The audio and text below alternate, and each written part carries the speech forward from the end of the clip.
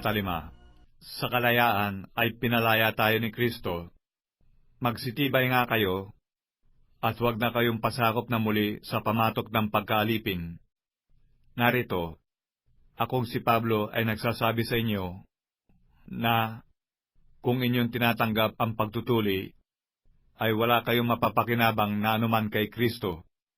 Oo, pinatotohanan ko muli sa bawat taong tumatanggap ng pagtutuli na siya'y may kautangang tumupad ng buong kautusan. Kayo'y hiwalay kay Kristo, kayo nangag-iibig na ariing ganap ng kautusan. Nangahulog kayo mula sa biyaya, sapagkat tayo sa pamamagitan ng Espiritu sa pananampalataya ay naghihintay ng pangako ng katuwiran. Sapagkat kay Kristo Jesus, kahit ang pagtutuli ay walang kabuluhan, kahit man ang di pagtutuli, kundi ang pananampalataya na gumagawa sa pamamagitan ng pag-ibig. Nagsisitakbo kayong mabuti ng una. Sino ang gumambala sa inyo upang kayo huwag magsisunod sa katotohanan? Ang panghikayat na ito ay hindi nagmula doon sa tumawag sa inyo.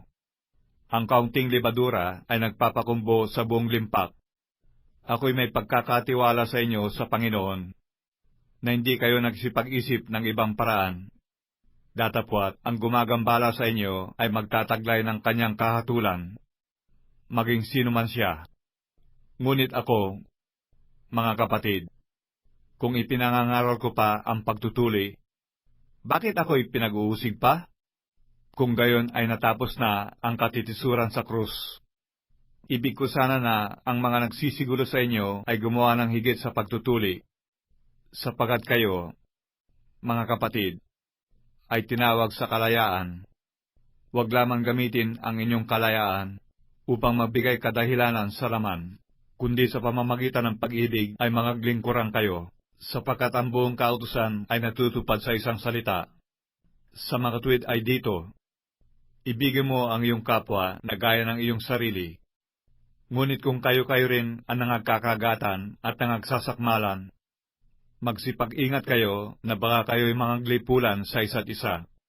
Sinasabi ko nga, magsilakad kayo ayon sa Espiritu, at hindi ninyo gagawin ang mga pita ng laman, sapagkat ang laman ay nagnanasa ng laban sa Espiritu, at ang Espiritu ay laban sa laman, sapagkat ang mga ito ay nagkakalaban, upang huwag ninyong gawin ang bagay na inyong ibigin. Datapwat, kung kayo'y pinapatnubayan ng Espiritu, ay wala kayo sa ilalim ng kautusan, at hayag ang mga gawa ng laman.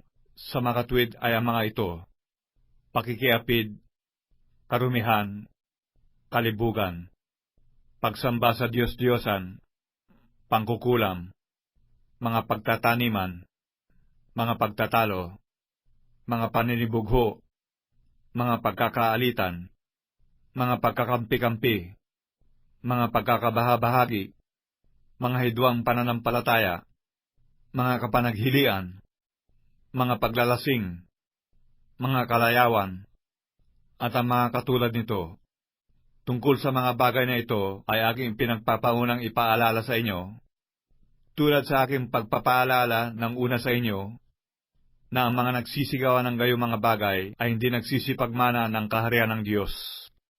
Datapwat, ang bunga ng Espiritu ay pag-ibig, katuwaan, kapayapaan, pagpapahinuhod, kagandahan loob, kabutihan, pagtatapat, kaamuan, pagpipigil. Laban sa mga gayong bagay ay walang kautusan. At ipinako sa krus ng mga na kay Kristo Jesus ang laman na kasama ang mga masasamang pita at mga kahalayan nito. Kung tayo nangabubuhay sa pamamagitan ng Espiritu, ay mangagsilakad naman tayo ayon sa Espiritu. Huwag tayong maging mga palalo, na tayo-tayo'y mga mumungkahian sa isa't isa, nangag-iinggitan sa isa't isa.